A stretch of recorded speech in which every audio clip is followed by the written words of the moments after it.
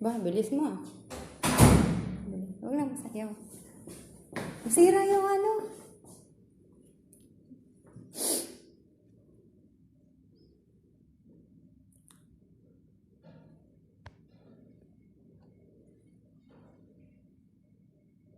Tabunan mo na lang yung ilong mo mamaya ng kamay, ha?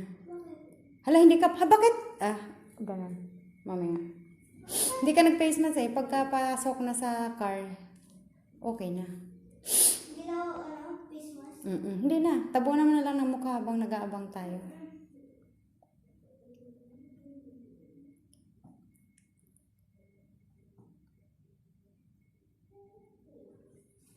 Sige, ano?